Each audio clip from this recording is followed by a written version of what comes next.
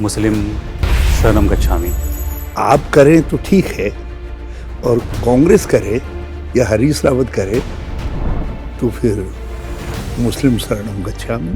ज़मीनी हकीकत ये है, कार्य के लेवल पे कांग्रेस बहुत पीछे रह गई। मुसलमान, मज़ार, मदरसा, मस्जिद, ये सब टारगेट है। मुसलमान जनता का हिस्सा नहीं है। BJP is strong in setting a narrative और मार्केटिंग, और उनको जो कुछ भी इलेक्शन कैंपेन में करना होता है वो करते हैं। किसी को प्रार्थना करने के लिए छुट्टी नहीं दी जा सकती, संविधान इजाजत नहीं देता है। फ्यूचर प्लान क्या है कांग्रेस का, कैसे लड़ेंगे आगे? प्रियंका गांधी का आप क्या फ्यूचर देख रहे हैं कांग्रेस में आगे? फेक है या इसमें कुछ सच्चाई है? सिर्फ 1 साल है आपके पास, अगले साल इलेक्शन है। हम सत्ता में आएंगे, मुस्लिम यूनिवर्सिटी बनाएंगे। कन्याकुमारी से कश्मीर तक की उनकी यात्रा ने जनरेट की थी, उसको जनता तक कनेक्ट करके रख सकते तो 2024 के अंदर ही सत्ता परिवर्तन हो जाता।